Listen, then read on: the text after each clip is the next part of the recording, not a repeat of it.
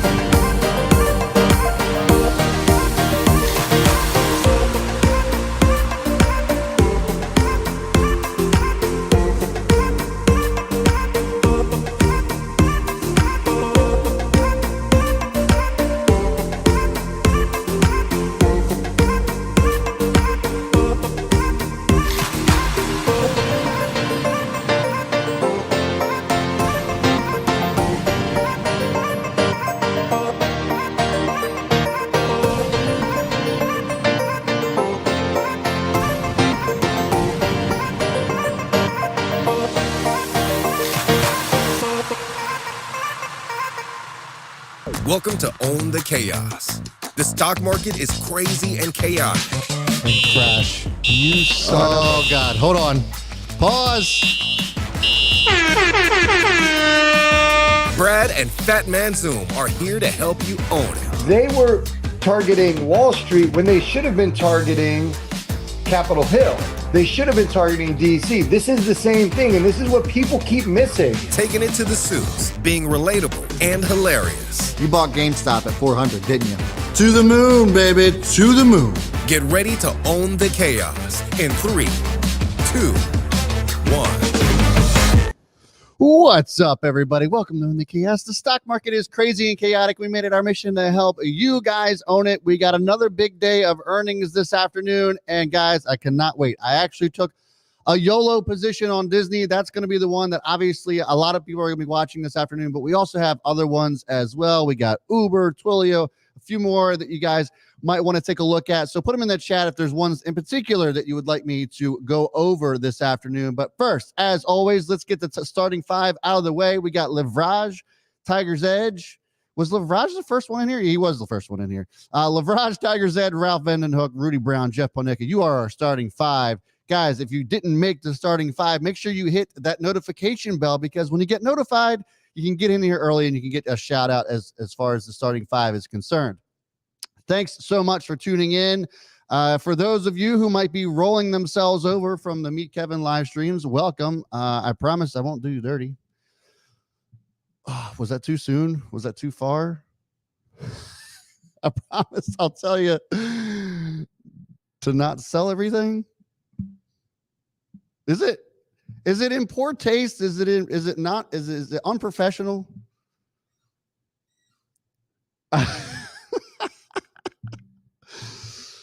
Hey, you know, it's listen, I'm sure he'll be right at some point, right? Even a broken clock's right twice a day.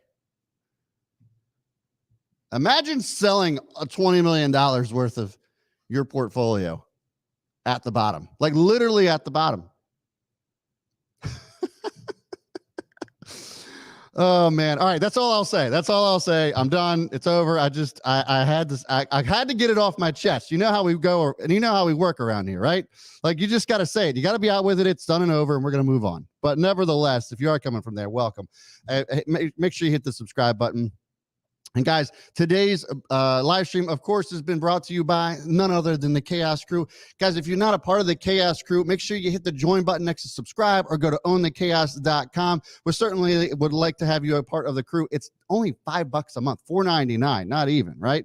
You get a watch list from me, from yours truly, every single morning. And I got to say, a firm was on that list this week. Just today. We put a firm on the watch list on Monday. Just today, a firm's up 15%. And it's up around 25-30% since it was on the watch list just this week. And it's ripping, guys. So that's just one example of what we put on there this week, and what our Chaos Crew family has benefited from. And again, it's $5 a month. It doesn't cost you hardly anything. We put out the watch list. You can become part of the crew and the Discord chats. We got all kinds of other insane value that we give just for the $5. So if you wouldn't mind helping support the channel, hit the join button next to subscribe, or go to ownthechaos.com, sign up there. We'd love to have you guys as a part of the crew. Tomorrow, I'll be going live with our level 2 folks, just exclusively for our level 2 and up. And you guys will be able to see my portfolio, see how we're performing, which, by the way, we are still beating the market this year so far. We took a bit of a dip with everybody else, but we're back above the S&P for the year, which is super exciting. You can kind of see my trajectory, my strategy, what kind of moves I'm planning on making moving forward. But would love to, again, like I said, have you guys as a part of the crew. There's plenty of people who got icons next to their name that can tell you the kind of value that we bring.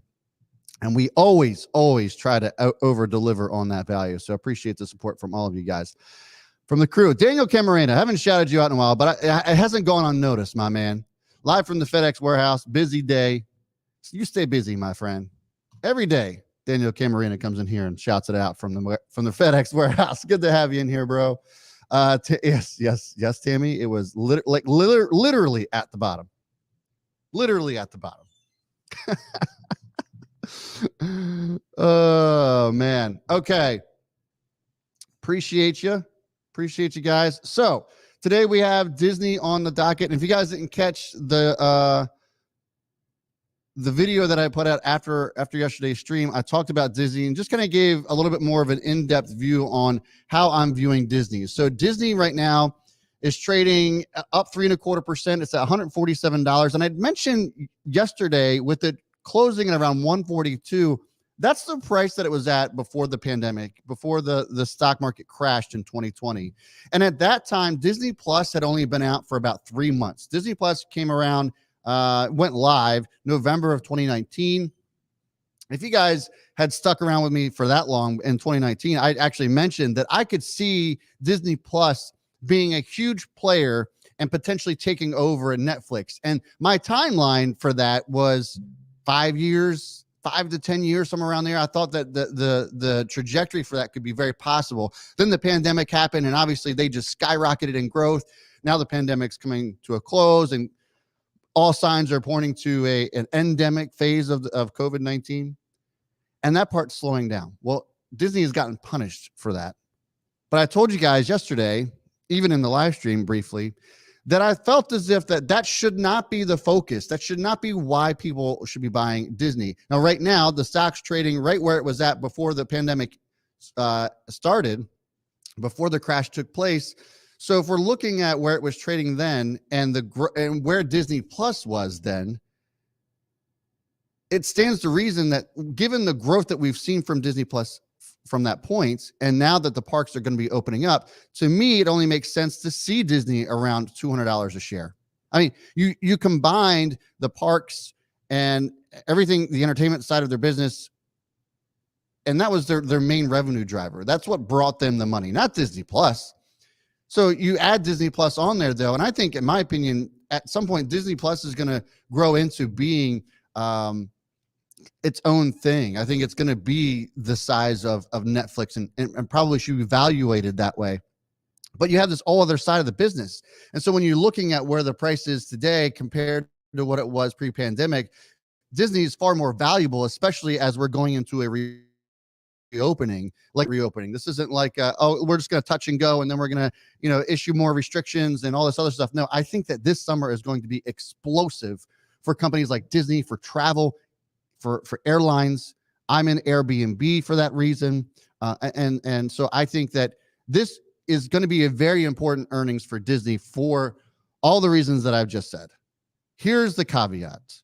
If investors are more concerned about Disney Plus and the slowing of growth, which, by the way, we're expected for them to add around 7 million subscribers to Disney Plus. If they don't come anywhere close to that number, the stock's probably and most likely going to get punished. I took a YOLO call on this, just threw $500 at it, just because I wanted to be a part of the excitement here on Disney.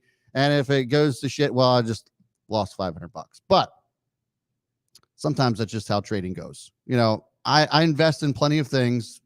Just to be clear, I'm very responsible in most of my investing, but every once in a while you get in this mood, right, where you just feel lucky, and I'm putting money in there that I will be okay with losing. It's not going to break my bank. So that's what I decided to do. I got in the money calls. I got 145 calls that expire on Friday. So if Disney comes in and does well on earnings, I think that will be handsomely rewarded. And I'll actually roll those into Affirm calls tomorrow too, because I think Affirm's going to do really well, which, by the way, I'll be live for with Freddie tomorrow. If you guys haven't been able to experience Freddie and all of his shenanigans and comedic wisdom, maybe, is that the right term for it? Anyway, the dude's hilarious. He's going to bring some more, a lighter approach to the stream, which I always appreciate. And so make sure you tune into that. We're going to give our live reactions to Affirm, plus everything else that's reporting earnings tomorrow as well. Okay, we have 5 minutes to go. Uber also has earnings. It's Uber, Twilio, and MGM. Uber, Twilio, MGM. And I got to say, Uber's the one that I'm probably least excited about. Twilio is going to be kind of in that category too. You guys know that MGM is going to be one that is certainly going to be one to watch for me as well. We're taking a look here. I'm just looking at the expected earnings per share for Uber. It's at a loss of 35 cents. Given the way that Lyft reported earnings, I would imagine that Uber should report better earnings than what's the expected. I'm guessing maybe somewhere. I think the stock should do well if they report a loss of maybe around 10 to 12 cents, handily beating the expectations, and a good outlook, which I think that there should be, especially if we truly believe that things are going to reopen up and it's going to be life as normal, sort of. Not quite like we experienced before the pandemic, but close. I think if we can see that light at the end of the tunnel, then Uber should also do well too. The estimated revenue per share is around $5.34 billion is the estimated revenue there. Twilio, this is obviously was one that did so well over the pandemic, and it benefited from the work from home, stay at home environment that we were putting ourselves in. You can see that it's just gotten beaten down. I mean, it's just got absolutely punished. Let's go bring this out to the daily chart. You can see that the downward trend here has just never really reversed. There's a potential bottom here, though, and we're going to see if that bottom certainly is in on these earnings, on the eve of these earnings. So looking at the PE, let's see. Man, 52-week high was at 457.30. So we're down like 65-70% from the highs, which is just mind-blowing.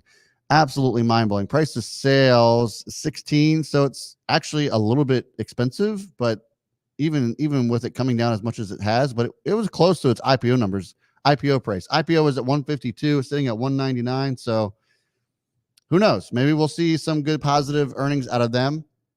Their expected earnings per share is for a loss of 21 cents. Estimated revenue for them is going to be around 768 million. So if they come in and beat there with a good positive outlook, as we always know, the guidance is going to be the most important here for especially growth stocks like Twilio. So be on the lookout for that.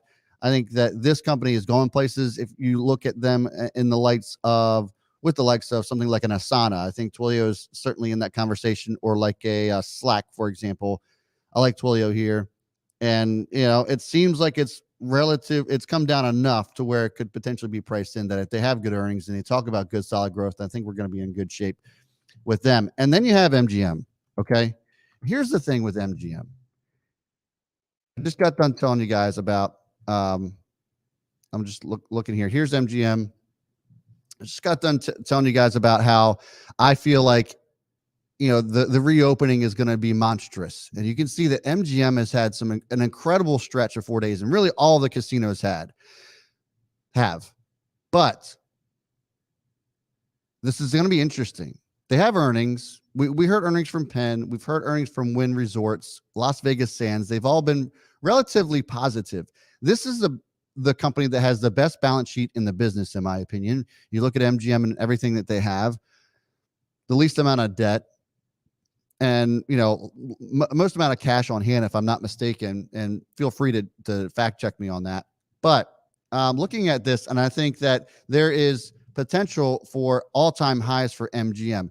You have the Super Bowl that's coming up this week, this weekend, which is the biggest gambling event of the year, period. It's nothing else is even close in the US anyway.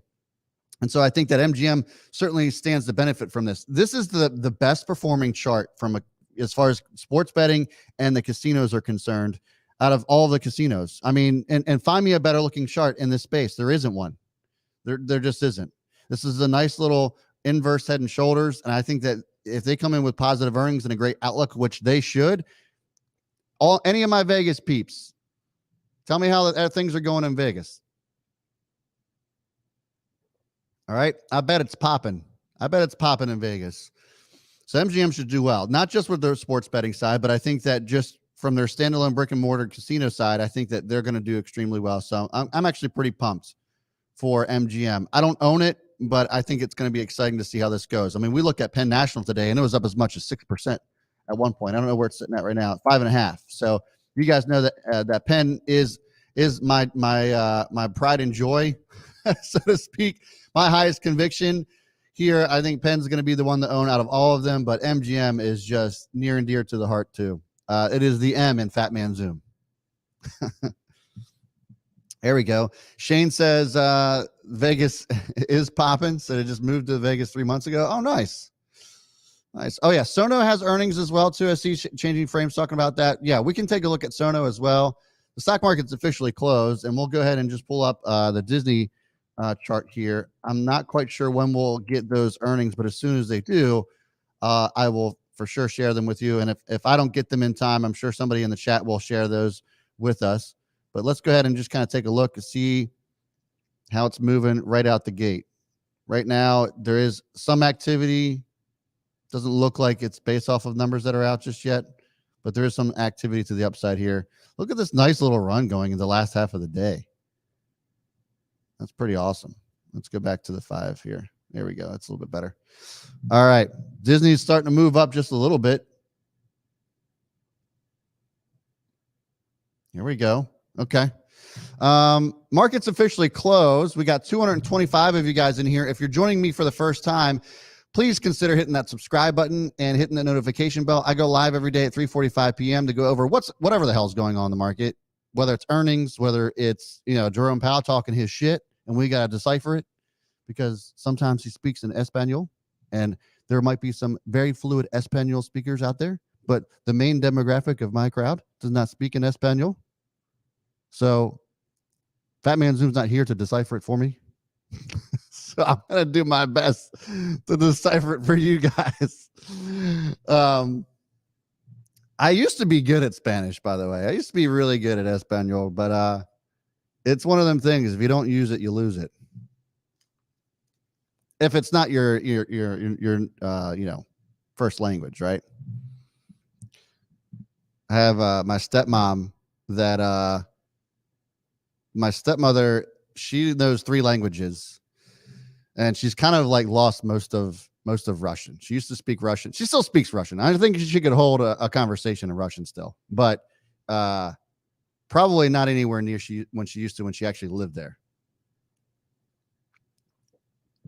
Eduardo Perez says, I do speak Spanish. There he is. It says, I do speak Spanish. Could help with the translation. I appreciate it. I appreciate it. Hannes says, just saw your stream and bought 3 minutes before the bell. Hey, I got calls too. We all got calls. We're all in this together. Oh, Sanjeev. Why does that not surprise me coming from Sanjeev? The dude's smart. We got some big brain people in this chat. Okay. So if you're just tuning in, I'm looking at Disney right now. It looked like it popped off all the way up to 149, and now it's starting to sell off a little bit here. It's down around 1%, but being very volatile at this point. We'll see. I'll take a look at some of the earnings and see if they've come in. For me, the quickest way to find them is on Twitter, and I could pull up, Bloomberg or something like that, but sometimes that's still not even great. Like, just give me the numbers, just give them to me. So as soon as they come in, I'll certainly give them to you guys. Let's check in on a couple of other stuff that has earnings today. Sonos also has earnings today as well. That's up 1 1/3%, but it doesn't look like there's a whole lot of action here to indicate that earnings are out on those yet, but we'll keep an eye on that. I saw someone asking about Sonos. Let's see here. A couple other stuff. Twilio was one of them that I talked about earlier. They're reporting for a loss. That is up 2%. It looks like that had a really decent spike here.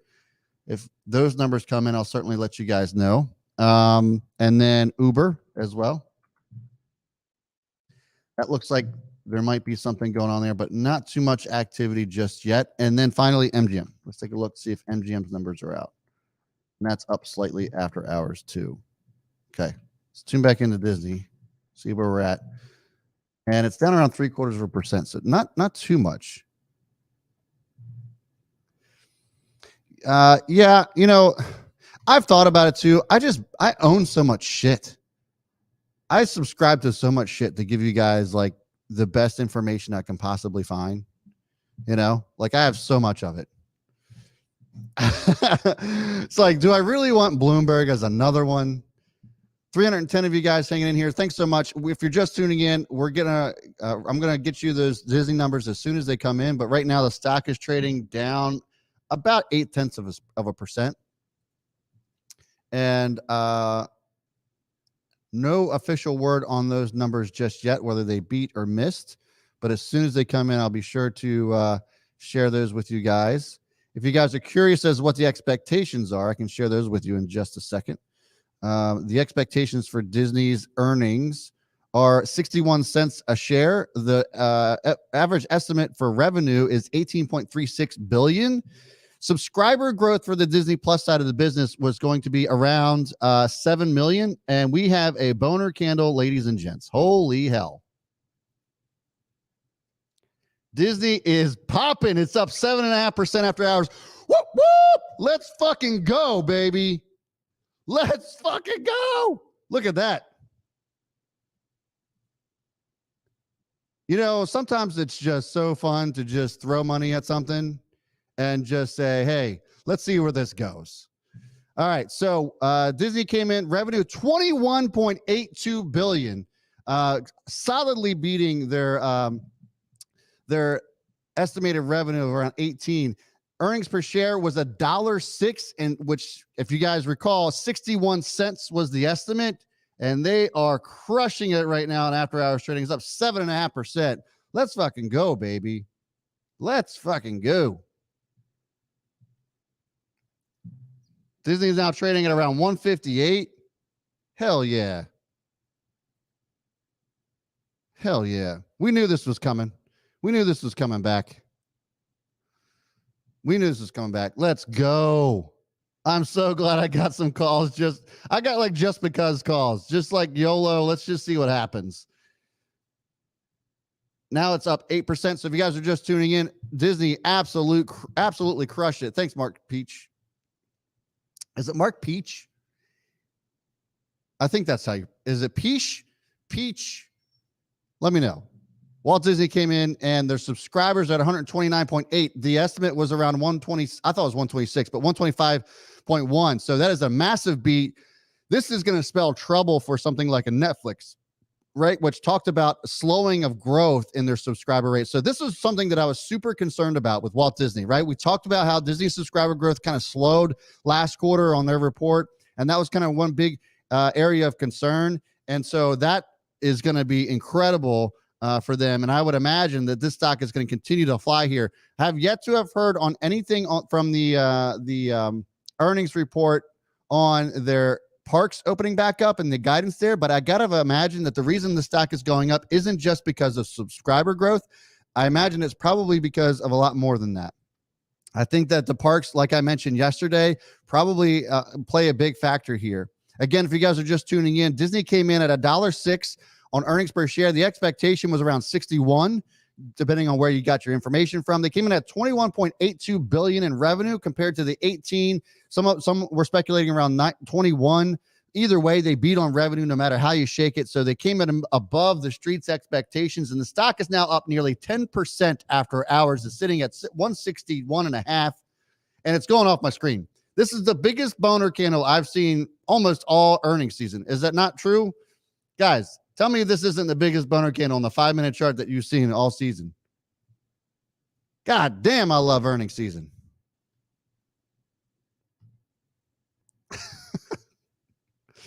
Holy shit, this is amazing. Hell yeah. I love it.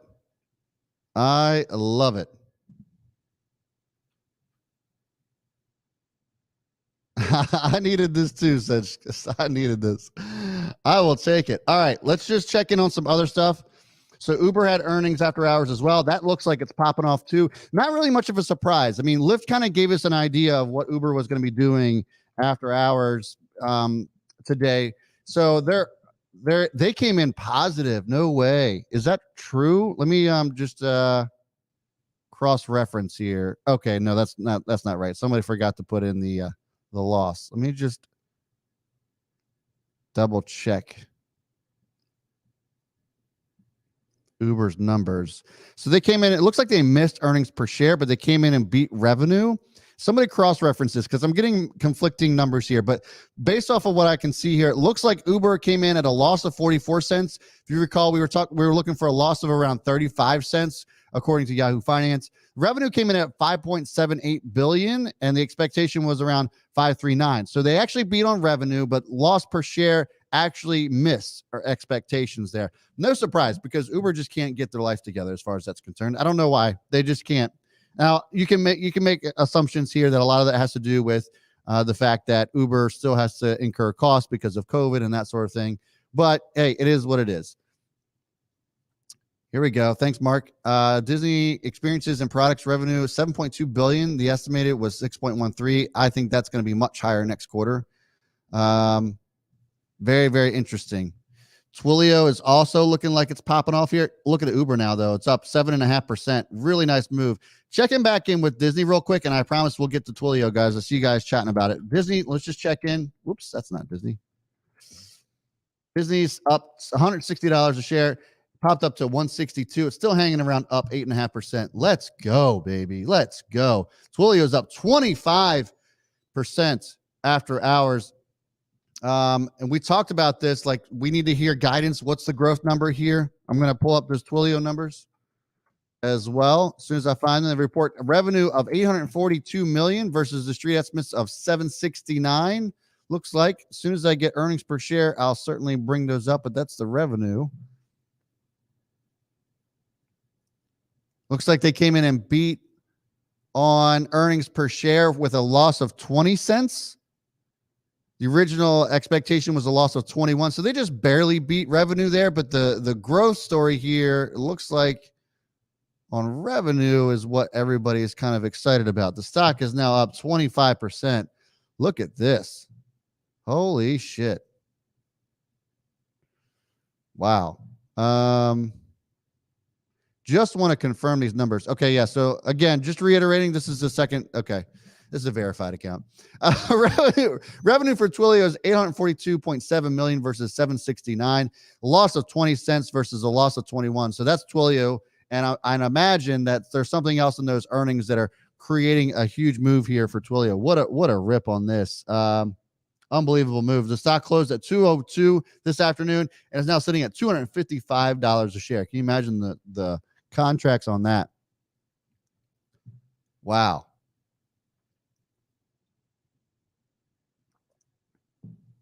All right.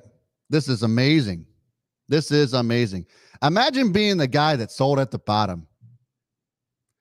I would hate to be that person. Do you know anybody who sold Twilio at the bottom? Let me know. Okay. 474 of you guys in here. I appreciate you all hanging out. Thanks so much for being a part of the stream. If you guys want to see more of this, I go live every afternoon, 3:45 p.m. Eastern time. Usually I have my partner in crime, Fat Man Zoom, in here, but as many of you guys know, he is out. He's actually going for his brain tumor surgery on Friday, as far as we know. So nothing else new to report there. I know a lot of you guys have been asking about him and showing all the love and support, and I certainly appreciate it. But I'm still here, and we're gonna continue to get through this together. But guys, hit that thumbs up, hit the like button, and subscribe. Hit the notification bell because I do go live every day at 3:45 from Monday through Thursday. And then I'm also here on Sunday evenings as well to kind of give you my outlook for the coming week for Stock Watch Sunday. So, yeah, thanks so much, guys. Thanks so much. Appreciate it. How many likes do we have? We got 100 likes and 456 of you. That is weak sauce. Hit that thumbs up. All right. Okay. Sonos. I know a lot of you guys are asking about Sonos. Let's take a look. What's Sonos doing? Anything? The Sonos is also moving. That stock is now up 9%. Guys, this is one of the best earnings afternoons we've had all season long. This is unbelievable. This is crazy. What? I mean, and listen, I know that I like to toot my own horn here. Go follow me on Twitter. Fact check me. Okay? I called the bottom on the SPY. And nobody should be doing this, right? Nobody should just be like, oh, I'm going to time the market. Just full disclosure. But when things got so crazy and there was just so much negativity in the markets right down here, I believe it was January 29th was when I was like, all right, I'm sick of being a bear. It's time to get bullish.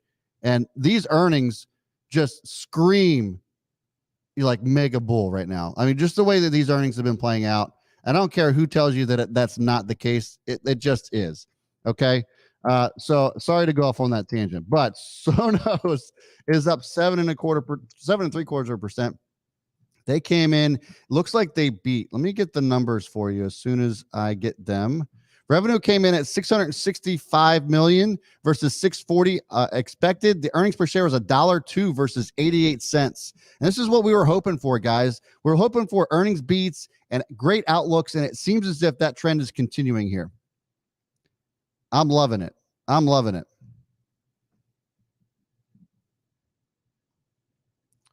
All right. You guys are incredible. You guys are incredible. Get some sriracha on those thumbs up. Heat them up. Light up that thumbs up button. Great statement here. CPI data coming tomorrow. Do we need to watch out for any pullbacks? I would say that yes, there's probably a sense of concern that you probably should have for the CPI numbers. But I'll say this. My assumptions, my expectations on I'll come back here just for a second. My expectations on CPIs, and we'll get back to the earnings. My expectation on CPI tomorrow is going to be that I hope that we at least have seen a peak of inflation down in December. And you can go back. I put out like my annual first of the year video and kind of talked about what I expected this year to look like. And so far it's been playing out. Now the correction happened a lot sooner than I anticipated it happening. I was thinking it's going to be happening somewhere around now or leading up into the Fed meeting, but it happened in January and it is what it is. But I said that I was hopeful, and it seemed as if we could see the peak of inflation in December. And the reason is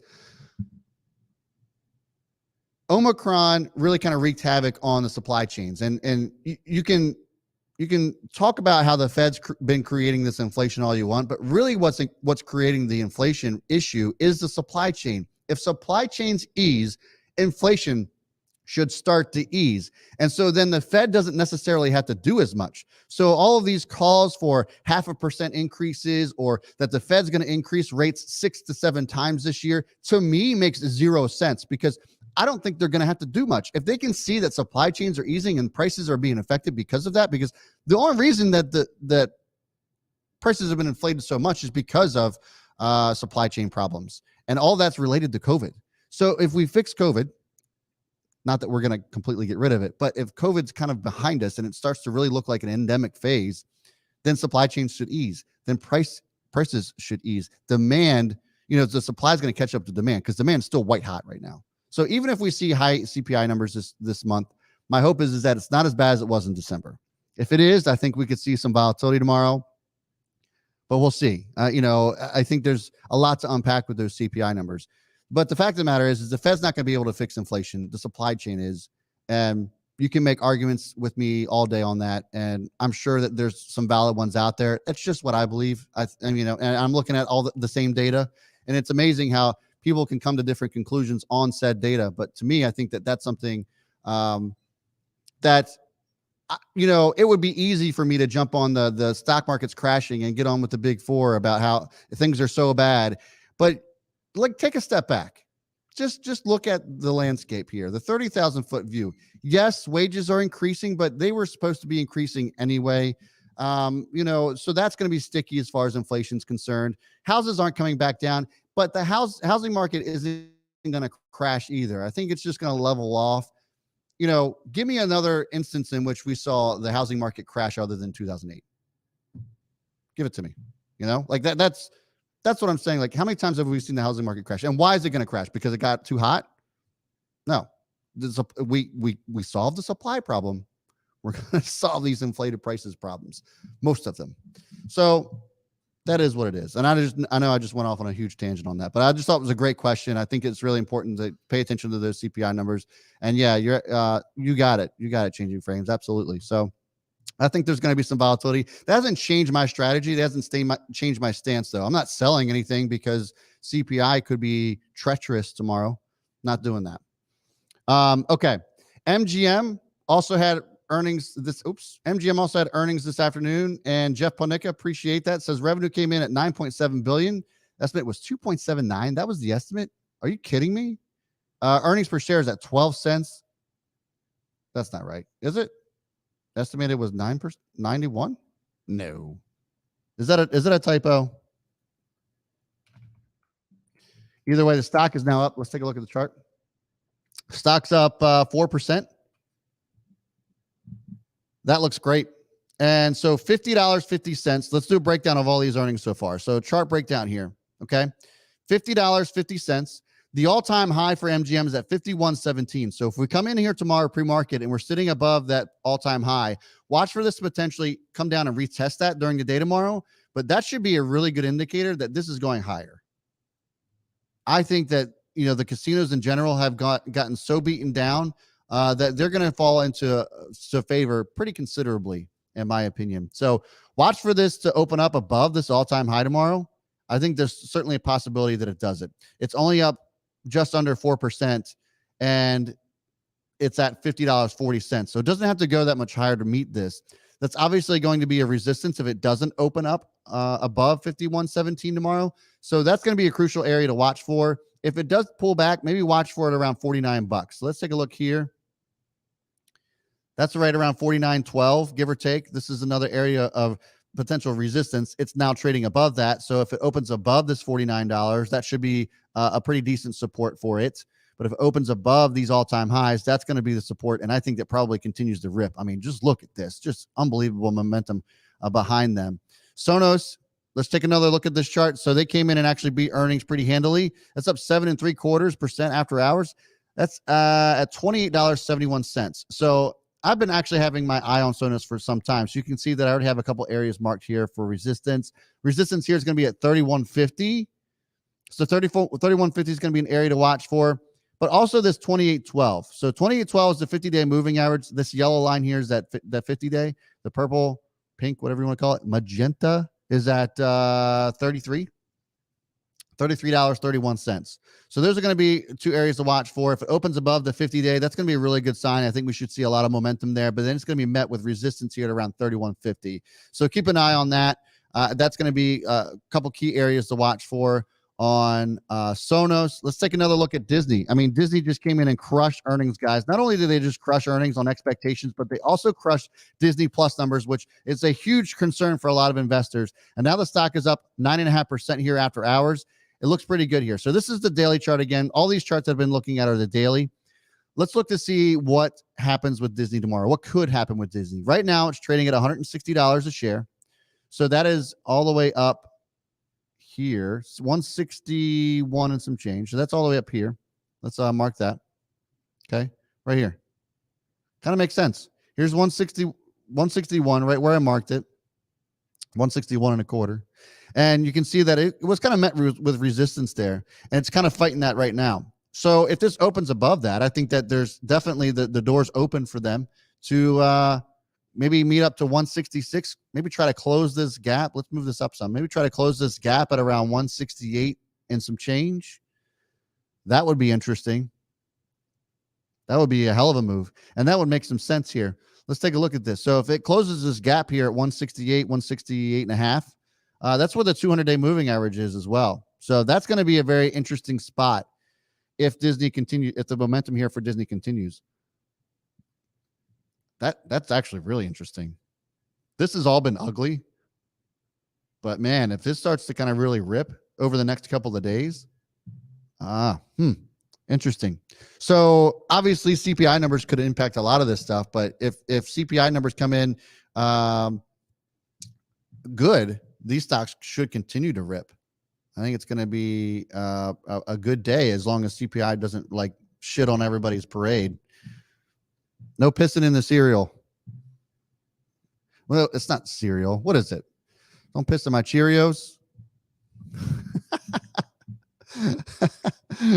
Oh, man. What was the other charts that I missed? Did I miss any other charts? I think I got, Uber. Let's look at Uber's chart real quick. Uber also had a pretty awesome earnings. Not really earnings per share. They came in, I think, missed earnings per share from what I was seeing. The revenue, though, was the big story here, and I think growth is what they're more focused on. So it's trading at $42.85, give or take, right now. So it's up around 6.5%. $42 is right here. So I had this area marked because it was kind of like where it had gapped up. Let's move this up here. I kind of am eyeing up this resistance here around, and it's this ballpark here, guys. I'm not going exact, but this is around 44 and 44.30, which is also where that 200-day moving average is. And you have the 50-day moving average that it just closed above today. So the momentum should continue here. I think that's probably going to be the next area of resistance is going to be around 44.30. It's trading right around $43 right now. So watch to see what that does tomorrow morning, especially given we have CPI numbers tomorrow. Again, that could affect a lot of this stuff, but these are areas that I certainly would watch for. If this corrects back down or we see a little bit of a sell-off, maybe some profit taking, stands reason to believe that maybe we see a bit of a correction down to like $42. I'd be surprised if we came back down to retest the 50-day moving average on that, but you know, we've seen stranger things. So yeah.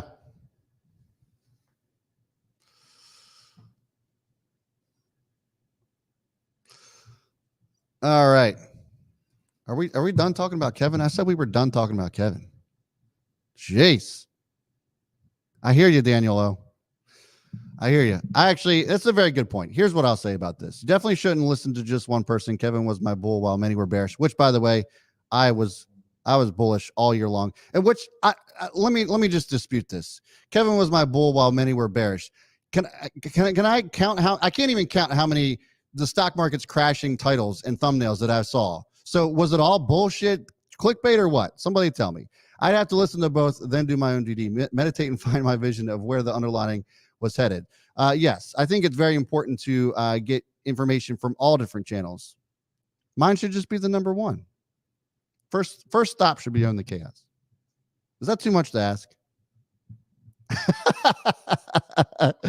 Of course, I'm just fucking with you guys. But listen, I've been pretty bullish, and I've talked about how we would see a lot of volatility over the summertime, and that took place. But I never once talked about a crash. An all-out crash was just not in the cards for me ever since the pandemic bottomed out, as far as the stock market's concerned. I've been bullish ever since, and I've talked about choppiness in certain parts of this move up, and I even talked about choppiness that we were going to be experiencing this year. But I've never once talked about a crash, a recession, because I just don't believe that's on the table for us.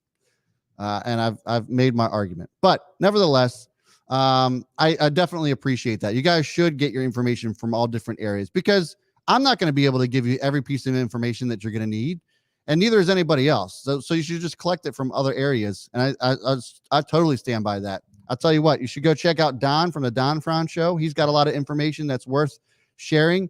You should also check out some other ones that I'm big fans of. I'm a big fan of Charlie over at Zip Trader. He doesn't really steer you wrong either, and doesn't try to conflate things to make you think that everything's going to come crashing down all the goddamn time. He and I are friends. We talk pretty regularly. Not so much recently, but we used to talk quite a bit. Dave Lee investing. If he's your Tesla guy, I love to talk about Tesla, but goddamn, that dude loves Elon.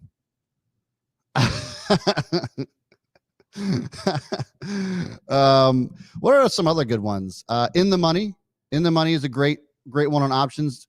Don is obviously really good on options, but I'm sure he could probably concur that that dude over at In the Money is also dope.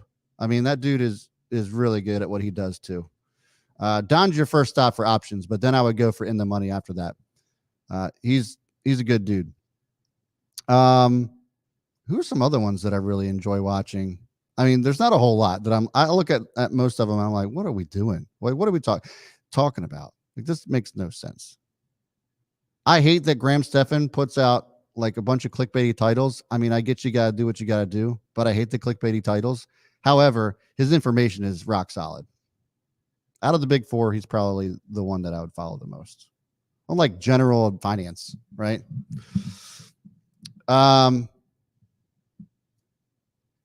All right. Stockmo. Yeah, he's good. Stockmo. I don't know. I haven't seen enough of him to really form up an opinion. But Greg, I'm not going to repeat that, Don. All right. So guys, if you're just tuning in, We just covered the Disney earnings among all the other ones that reported just now. And Disney is rocking. This is exactly how I hoped it would have played out. If you guys caught my video last night, I kind of talked about this. I was like, the parks is going to be where it's at. And honestly, the parks certainly crushed it. But those Disney Plus numbers to me were icing on the cake. I think the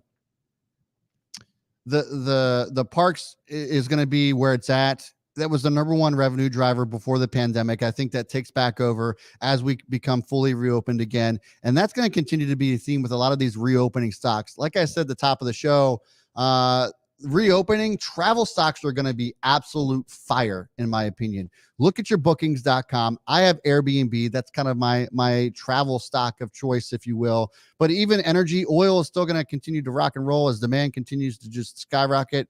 My favorite airlines, Delta, Southwest, take a look at those. You could also just look at Jets ETF if you just don't want to pick one.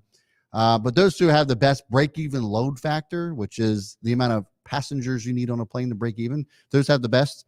But yeah, I think travel is going to kill it. The casinos. We just saw it with MGM. I just think it's going to be wild. Don says he's in Expedia. That's doing well. Yeah, they're all starting to heat up. Even the cruises, shit ton of debt on the cruises, like a shit ton.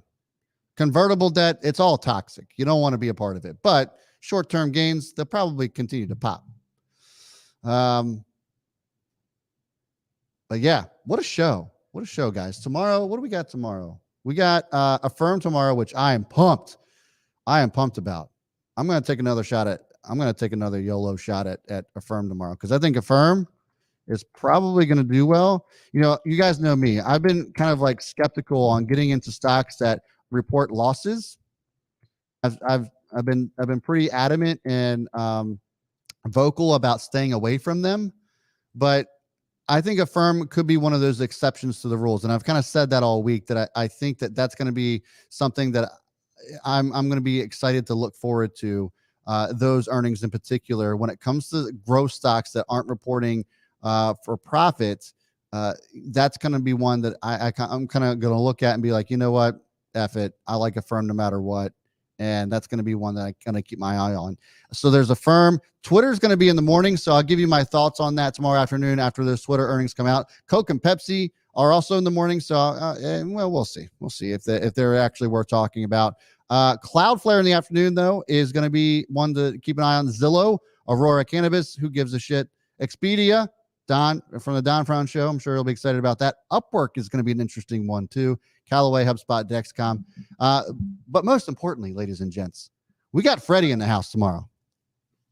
Freddie Valoy will be in the house, comedian down south who likes to show up in here and provide you guys with some humor. He's been working on his, comedy as it relates to stocks. So I'm going to let him know who's going to be reporting tomorrow. And I'm sure he'll have some material for you guys that you guys will enjoy. So I'm looking forward to it. Freddie's a great guy. And you're not going to want to miss that. So hit the subscribe button, hit the notification bell because you'll get notified when I go live at 3:45 Eastern time tomorrow. And hit that thumbs up on your way out the door. Finally, don't leave. If you're not part of the Chaos Crew yet, it's $4.99 a month. You get to watch this for me. You get our Discord group. It's a great community to be a part of. You can see the people that are a part of the Chaos Crew right now that have little icons next to the names, the Bulls, the Bears of the crew. Guys, hit the join button next to subscribe. I'd love to have you guys there. You get my watch list before the market opens. You get 5 stocks. I give them my breakdown on them, the charts, all that stuff. You don't even need to do anything. You just read about it. Make your pick if you want to. If you don't, just watch it. It's not really a buy or sell list. It's a watch list after all. But gives you the direction on where to go in the market that day. If you guys want to do that and help support the channel, help support everything you see behind me, I would love that. And I know the crew would love that too. Guys, thanks so much. I will see you all tomorrow. Bye.